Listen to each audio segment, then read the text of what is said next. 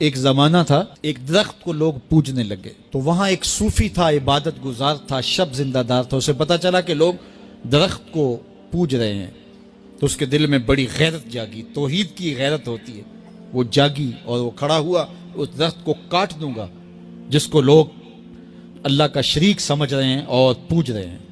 ہاتھ میں کلہاڑا پکڑا اور اس درخت کو کاٹنے کے لیے نکلا۔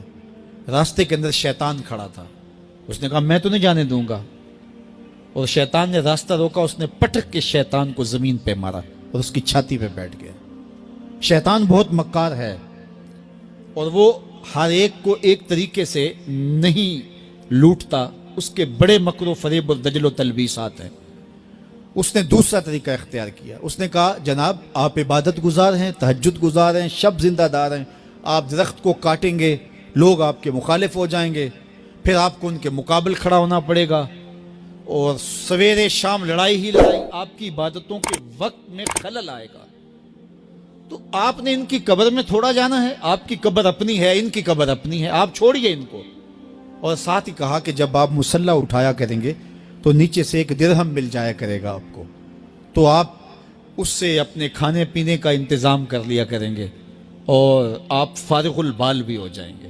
اس طرح باتوں میں لگایا اور وہ زاہد صاحب واپس آ گئے، نماز پڑھی، مصلی اٹھایا، درہم ملا، بڑے خوش ہوئے اور دلیلیں تراشنے لگے۔ واقعی مجھے کیا لگی، تمہیں غیر سے کیا، تم اپنی نبیڑو، تم اپنی قبر میں جانا ہے، جائیں وہ بھاڑ میں، مجھے کیا لگے، مجھے ان کے بارے میں کیا پوچھا جانا ہے۔ نمازیں پڑھتا ہے، ہر نماز کے بعد مصلی اٹھاتا ہے تو 1 درہم ملتا ہے۔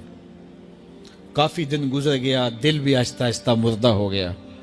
ایک دن مصلی اٹھایا تو کوئی درہم نہیں نکلا، پھر دوبارہ کلہاڑا اٹھایا، اٹھا، راستے میں پھر شیطان کھڑا تھا، کہا کدھر جا رہے ہو، کہا درخت کو کاٹنے جا رہا ہوں۔ شیطان نے کہا میں تو نہیں جانے دوں گا۔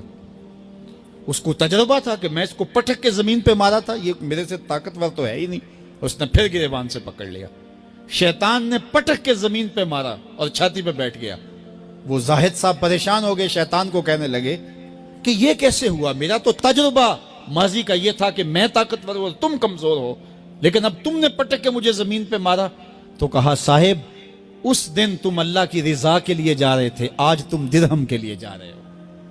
تو جب عمل میں خلوص نہیں رہتا تو پھر عمل نہیں رہتا، عمل میں قوت نہیں رہتی، پھر سجدے بے روح ہو جاتے ہیں، نمازیں بے ذوق ہو جاتی ہیں، صفیں کج دل پریشاں، سجدے بے ذوق کہ وہ جذب اندروں باقی نہیں۔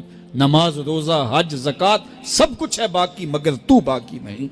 پھر سب کچھ چلتا رہتا ہے لیکن رسم ہوتی ہے، لا یبقى من الاسلام الا اسمہ ولا یبقى من القرآن الا رسمہ۔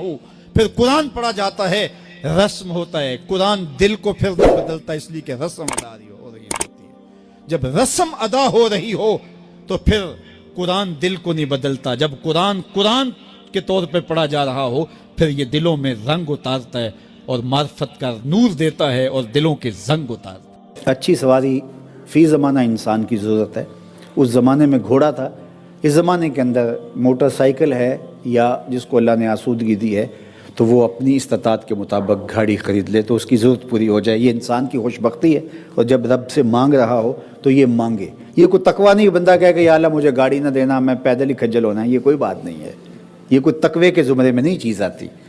اللہ مجھے اچھا گھر دے دے، کوئی حرج نہیں اس میں، اللہ مجھے اچھی سواری دے دے، اس میں کوئی حرج نہیں، اللہ مجھے صالح دوست دے دے، مجھے اچھے ہمسائے دے دے، مجھے اچھی عادتیں دے دے، مجھے رزق وسیع عطا کر دے، تو یہ مانگنے میں کوئی حرج نہیں ہے۔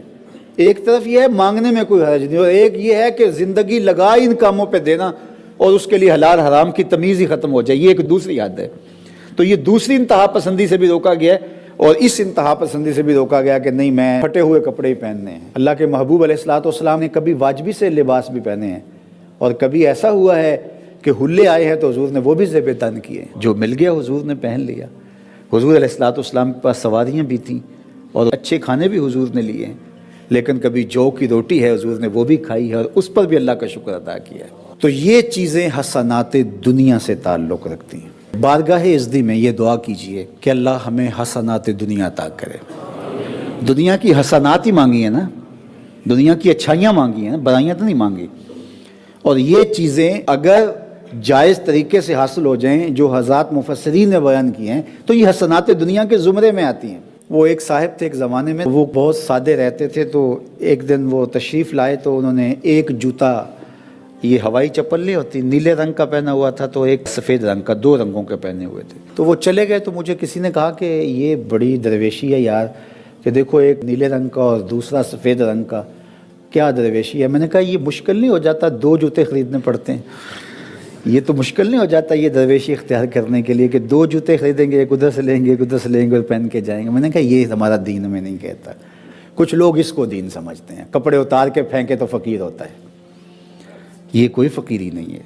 तो असल आमाल का दारोमदार निय्यात पे। हाँ ऐसा है कि इंसान जल्दी में है तो जिस तरह का जूता पहन लिया, लेकिन ऐसा नहीं है कि इंसान जानबूझ के इस तरह करे, तो ये बुरी बात